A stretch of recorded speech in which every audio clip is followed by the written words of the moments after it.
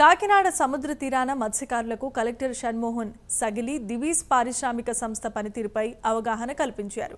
పారిశ్రామిక అవసరాలకు సముద్రపు నీటిని వినియోగించుకొని డిసాలినేషన్ పైపులైన్ ఉపయోగించే తీరుతెన్నులపై మత్స్యకారులు అవగాహన పెంచుకోవాల్సిందిగా సూచించారు. దివీస్ సంస్థ డిసాలినేషన్ పైపులైన్ పనులకు సహకరించిన మత్స్యకారులకు కలెక్టర్ ధన్యవాదాలు తెలిపారు. ఇప్పుడు జరుగుతున్న వాళ్ళకి ఇవాళ నేను తెలిసిన దివీస్ వారి వైపు నుంచి ఒక పైప్ లైన్ వేయడం జరుగుతుంది సముద్రం.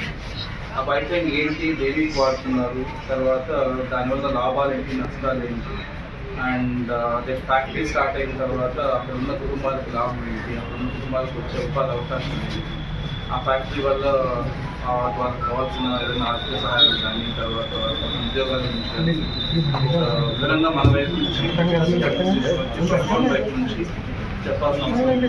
అందులో మొట్టమొదటిది ఈరోజు వేస్తున్న పైప్ లైన్, ఈరోజు ఏదైతే నిన్న మార్నింగ్ అరౌండ్ 5:30 నుంచి స్టార్ట్ చేస్తాం. సో ఆ పైప్ లైన్ దాదాపు 1 కిలోమీటర్ దూరం సముద్రంలోకి పెట్టడం జరుగుతుంది. కింద అడుగులో సముద్రం సీబెడ్ అంటాం, సీబెడ్లో 6 మీటర్ల లోతులో వేయడం జరుగుతుంది.